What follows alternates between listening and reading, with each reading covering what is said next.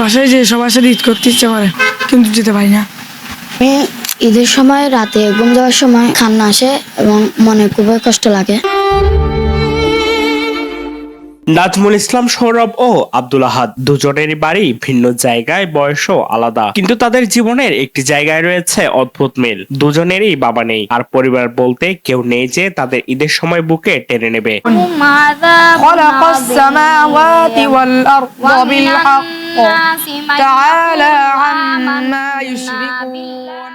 পবিত্র ঈদ উল ফিতর সামনে এলে দেশের বিভিন্ন মাদ্রাসা ও শিক্ষা প্রতিষ্ঠান থেকে শিক্ষার্থীরা ছুটে যায় নিজ নিজ বাড়িতে, বন্ধুদের সঙ্গে আনন্দ ভাগাভাগি করে পরিবার পরিজনের সঙ্গে কাটায় উৎসবের সময়। কিন্তু সৌরভ ও আহাদের সেই সুযোগ নেই। পরিবারের অভাব তাদের ঈদের আনন্দকেও বন্দী করে রেখেছে মাদ্রাসার চার দেয়ালের ভেতর। ঈদের ছুটিতে যখন সহপাঠীরা ব্যাগ গুছিয়ে আনন্দে বাড়ি পথে রওনা দেয়, তখন নির্বাক চোখে সেই দৃশ্য দেখে দাঁড়িয়ে থাকে তারা। কোথাও যাওয়ার নেই, অপেক্ষা করার মতো কেউ নেই তাদের। তাই অন্যদের বিদায়ের দৃশ্যই যেন তাদের মনে করিয়ে দেয় নিজেদের পরিবারের শূন্যতার কথা।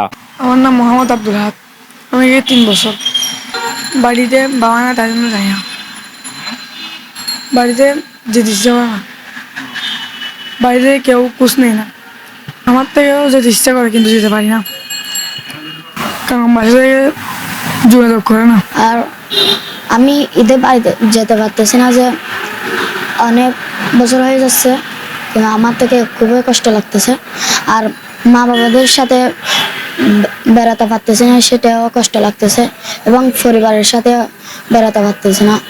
আমার থেকে খুবই কষ্ট লাগে যে আমার বন্ধুরা চলে যাচ্ছে, আমি যদি যেতে পারতাম, এটা কষ্ট লাগে আমাকে।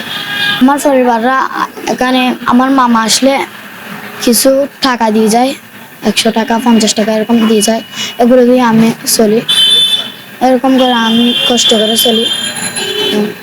শুধু এবার নয়, টানা 4 বছর ধরে পরিবার ছাড়া ঈদ কাটছে তাদের। অল্প বয়সেই জীবনে কঠিন বাস্তবতার মুখোমুখি হয়েছে এই দুই শিশু। বুকের ভেতর জমে থাকা কষ্টের কথা তারা কাউকে বলতে পারে না, তবে তাদের চোখের ভাষায় যেন বলে দেয় কতটা অভাব আর বেদনা লুকিয়ে আছে তাদের মাঝে।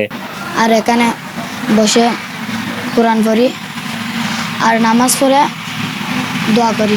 ঈদের সময় রাতে ঘুম যাওয়ার সময় কান্না আসে এবং মনে খুবই কষ্ট লাগে। আমার থেকে লাগে আমার মা বাবাকে যদি দেখতাম, তাহলে আমার খুবই ভালো লাগতো। এটা আমার কষ্ট লাগে।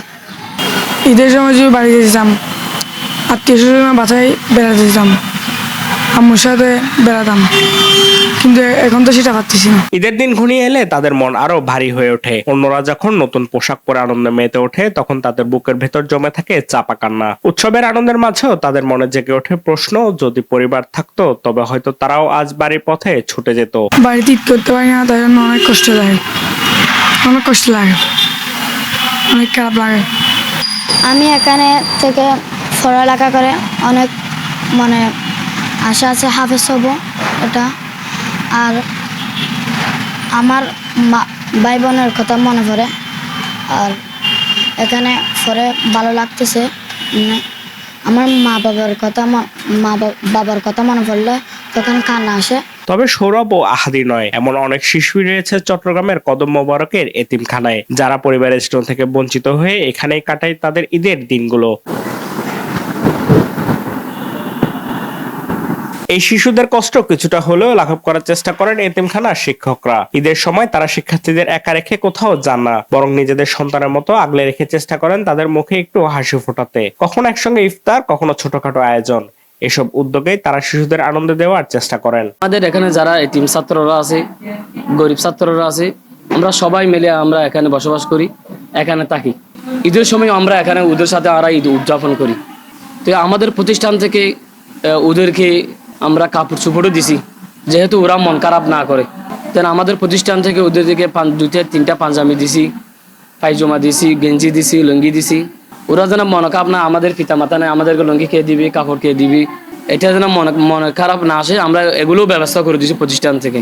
তো আমরা ওদের সবাইকে নিয়ে আমরা এখানে উদযাপন করি। ওদের মনে খারাপ লাগে, বাড়িতে যাওয়ার জন্য যেতে চায়, কিন্তু কেউ দেখাশোনা করার জন্য নাই বিদায় ওরা যায় না।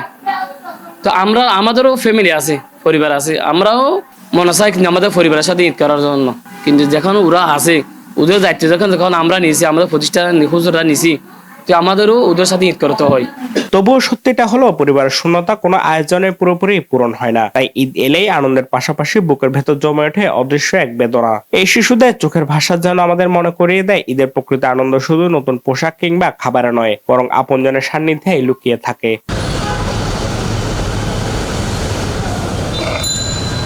Shafayet Morshed, news day 24, Chittagong.